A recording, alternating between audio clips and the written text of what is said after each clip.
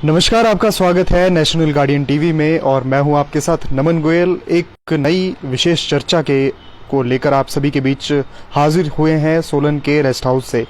और हमारे बीच मौजूद हैं स्टूडेंट लीडर अमन आनंद जी, जो कि मानव भारती फर्जी डिग्री कांड से जुड़े अनकहे पहलुओं पर हमारे बीच आज बातचीत करने के लिए जुड़े हैं। अमन जी, आपका स्वागत है नेशनल गार्डियन में। धन्यवाद sir.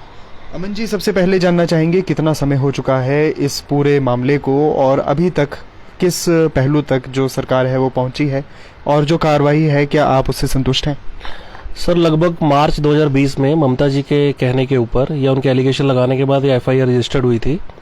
Till now the investigation is going on और अब तक तो जैसे कि धीमी रफ्तार से इन्वेस्टिगेशन चल रही है, तो कहीं ना कहीं स्टूडेंट्स तो इससे सेटिस्फाइड नहीं है किसी भी तरीके से। तो सबसे पहले जब इसका पटाक्षेप हुआ 2020 के मार्च में, जब एक महिला गेस्टेड ऑफिसर के तौर पर प्रमोट हो रही थी और जब उनके डॉक्यूमेंट्स की वेरिफिकेशन की जा रही थी और जब उनके कागजातों को खंगाला जा रहा था, तो उस वक्त पता चला और उसकी जब डिमांड की गई कि डिग्रीज की सर्च की जाए, उसके बाद पता चला कि ये डिग्री जाली है। उसके बाद एक दर पदर जो डिग्रियां हैं वो फेक निकलती गई। तो उसके बाद जब पता चला कि लाखों के हिसाब से जो ये डिग्रियां हैं ये फेक हैं, कैसा लगा यह बात सुन के? और जब वहाँ पर बच्चों के बीच भी हमने रोष देखा और जानने को यह मिला कि बच्चे जब लोन्स पर अपनी शिक्षा दीक्षा ग्रहण करने के लिए यूनिवर्सिटी आ रहे हैं, तो क्या उनके माता पिता के ऊपर बीत रही होगी और भविष्य तो काफ़ी हद तक बर्बाद हो ही गया होगा। आपका क्या इस पर कहना है? देखिए, जब भी कोई student after +2 matric further studies के लिए कंटिन्यू करता है, तो उसके पेरेंट्स, उसकी फैमिली या स्टूडेंट सोचता है कि मैं अच्छे से अच्छी यूनिवर्सिटी में जाऊं, अच्छे से अच्छी कोचिंग लूं और अपने स्टेट का, अपने एरिया का, अपने घर का नाम रोशन करूं। जब ये मामला हाईलाइट हुआ तो हमें एक तरीके से बहुत बड़ा सेटबैक लगा। बच्चे सब डिप्रेस्ड हो गए, भी ये क्या हुआ है। और जब ये एफआईआर रजिस्टर्ड होने के बाद तरपतर परतें खुलती चली गई, क्योंकि बेसिकली हम स्टूडेंट्स का काम तो था कि क्लासेस लगाना, एग्जाम्स कंडक्ट होते थे, एग्जाम्स देना, अपने रिजल्ट्स लेना। एडमिन ब्लॉक में क्या होता था हमें नहीं पता था। We are not aware from each and everything. तो उसके बाद काफ़ी सेटबैक हुआ। एटलीस्ट पेरेंट्स को भी प्रॉब्लम हुई, बच्चों को भी, और जो अभी तक फेस करनी पड़ रही है। कई स्टूडेंट्स थे जो लोन लेके स्टडी कर रहे थे, कहीं स्कॉलरशिप के थ्रू पढ़ रहे थे, उनकी स्कॉलरशिप की पेमेंट्स नहीं आई तो उनकी डिग्रीज नहीं इशू हो पाई। जो स्टूडेंट्स ने लोन लिया था, जिसका 2 लाख का लोन था, वो 4 लाख 6 लाख हो चुका है। और बीइंग एन प्रेसिडेंट, मेरे लिए उन बच्चों को भी समझाना मुश्किल हो चुका है कि ऑलमोस्ट मेरे पास डेली 100 से 200 कॉल्स आती हैं। 100 and 200 कॉल्स मैं मानव भारती के स्टूडेंट्स की रिसीव करता हूँ और अप्रोप्रिएट अथॉरिटीज़ को बार बार मैं संपर्क करता हूँ। रेगुलेटरी कमीशन को संपर्क किया जाता है, एडमिनिस्ट्रेटर सर को संपर्क किया जाता है, यूनिवर्सिटी को संपर्क किया जाता है। दे ऑल आर सेइंग कि matter is pending in the court of law. जब वहाँ से कुछ आउटकम्स आएंगे तो हम आप लोगों की हेल्प कर पाएंगे, जो कि लीगल वे में बनता भी यही है। जब तक कोई आउटकम्स आएंगे नहीं तब तक तो हमें कुछ रिलीफ मिलेगा नहीं।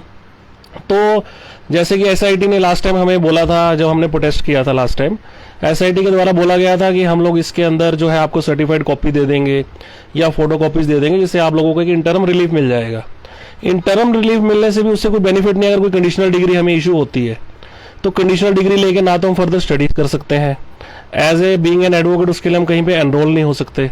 तो ये हमारे लिए तो एक तरह से वो रद्दी का टुकड़ा है।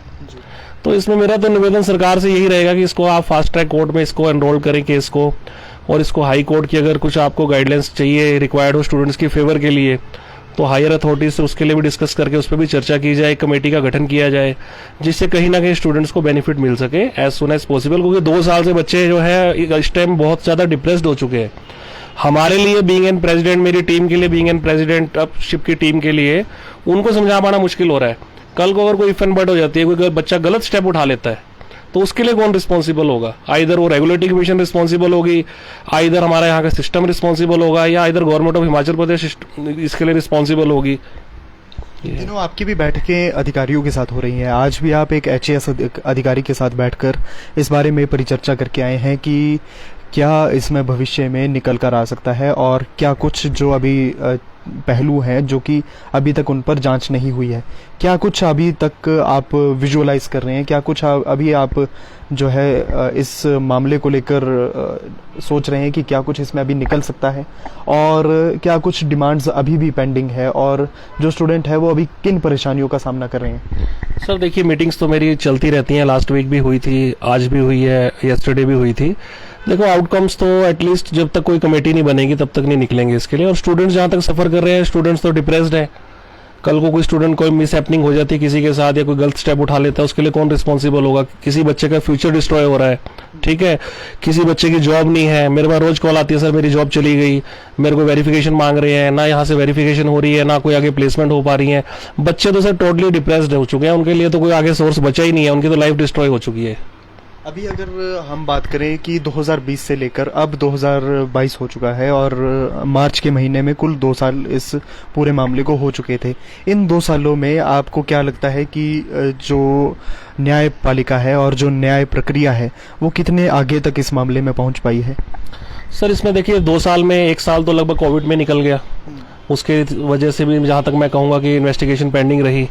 और अभी भी जो मैटर है वो सेशन कोर्ट्स में मतलब डिलेड ही है, ऑर्डर के ऊपर था। तो हमारे जो यहाँ पे सेशन जज थे उनकी ट्रांसफ़र हो गई। अभी जब नए जज साहब आएंगे, वो अगर अपॉइंट होंगे, तो सीआरपीसी का रूल होता है कि कोई भी अगर जज अपॉइंट होता है तो आर्गूमेंट दोबारा से सुन के ही उसमें जजमेंट देता है अपनी। तो वो तो ऑटोमेटिकली 2-3 महीने और डिले हो जाएगा। तो मैटर डिले होता ही जा रहा है। तो मेरा ये निवेदन है सरकार से या हायर अथॉरिटीज से कि इसको फास्ट ट्रैक कोर्ट में डाला जाए, या इसके लिए कमेटी गठित की जाए। एसआईटी ने 2 साल में जितनी भी इन्वेस्टिगेशंस की हैं, एक तरह तो एसआईटी स्टार्टिंग में बोल रही थी कि 5 लाख फर्जी डिग्रियां हैं। लास्ट टाइम उन्होंने जो प्रीवियसली उनका प्रेस नोट आया उसमें उन्होंने बोला कि 35,000 जो है फेक डिग्रीज हमने सीज की हैं। एटलीस्ट आप 35,000 का डाटा दे दो जो आपने फेक रजिस्टर्ड की है या आपको लगता है कि वो फेक है। उससे क्या होगा कि अदर जो जेन्युइन स्टूडेंट उनको तो डाटा रिलीज होने के चक्कर में किस किस स्टूडेंट की डिग्री फेक है, किस की जेन्युइन है, एटलीस्ट उनको तो कोई रिलीफ मिले।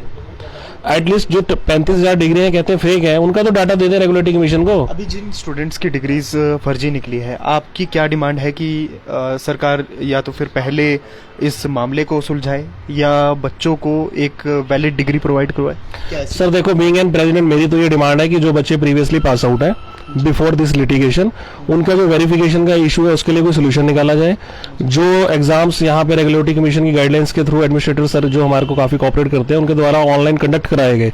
जो डाटा उनका अवेलेबल है, जो ऑनलाइन और या ऑफलाइन, जो भी उन्होंने 17-20 का बैच है, लॉ का, डीएड का बैच है, फार्मा का है, बीए एलएलबी का है, जितने भी स्टूडेंट्स हैं उनको इमीडिएट रिलीफ दिया है। एटलीस्ट कम से कम अपना फ्यूचर तो उनका डिस्ट्रॉय ना हो। ऑलमोस्ट 2 साल से बच्चे घर बैठे हैं, कभी बैंक वालों के नोटिस आ रहे हैं, आगे वो स्टडीज नहीं कंटिन्यू कर पा रहे हैं। मेरे बैच का बच्चा आज गस्टेड ऑफिसर सिलेक्ट हो गया, तो मेरे ऊपर क्या गुजरती है कि मेरी तो डिग्री नहीं आई। हर एक बच्चे को ऐसा लगता है सर।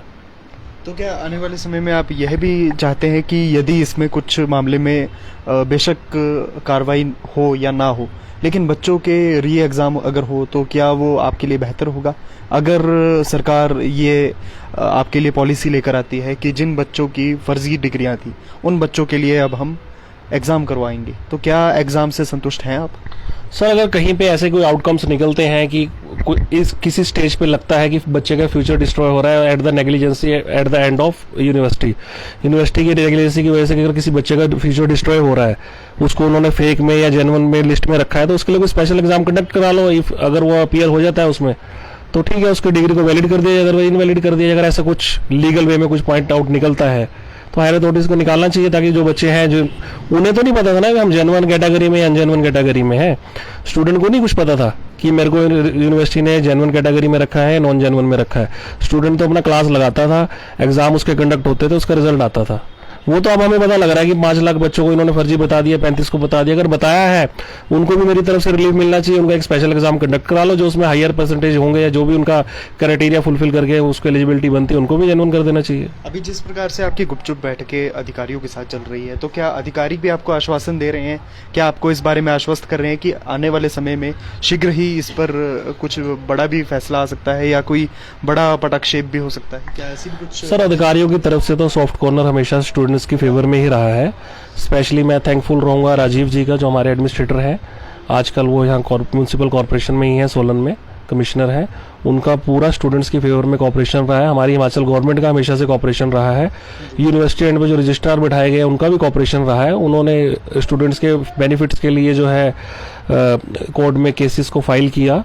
देखो, लिटिगेशन में टाइम लगता है, उस टाइम को कैसे शॉर्टलिस्ट किया जाए, उस टाइम को कैसे बचाया जाए, जाके जो बच्चे डिप्रेस्ड हो रहे हैं, जिनका टाइम वेस्ट हो रहा है, आगे स्टडीज नहीं कंटिन्यू कर पा रहे हैं, अपने करियर में कंटिन्यू कर पा रहे हैं, उस टाइम को कैसे मिनिमाइज किया जाए, उसके लिए सोल्यूशन निकालने की जरूरत है। क्योंकि मैटर लिटिगेशन तो 10 साल 15 साल चलती रहेगी, स्टूडेंट 10-15 साल सफर करेंगे तो उनका तो बहुत नुकसान हो जाएगा। क्योंकि बड़ी यूनिवर्सिटी है और नेशन वाइड जो स्टूडेंट्स हैं वो इस यूनिवर्सिटी में पढ़ने के लिए आते हैं और लगभग लाखों बच्चों ने अपनी शिक्षा दीक्षा इसी यूनिवर्सिटी से ग्रहण की है।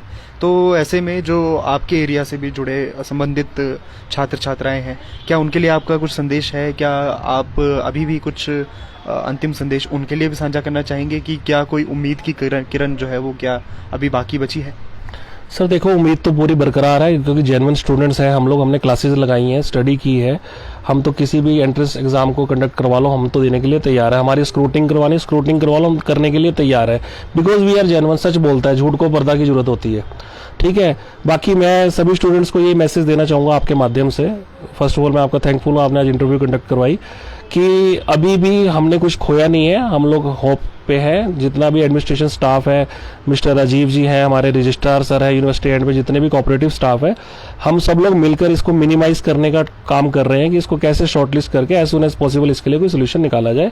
तो मेरा फिर से ये निवेदन है कि जो बच्चे डिप्रेस्ड हैं, कुछ गलत स्टेप उठा ना लें, अपने आप को सेफ रखें, थोड़ा सा वेट एंड वॉच करो। मे बी दिस ईयर इसका कोई ना कोई सोल्यूशन निकलना चाहिए।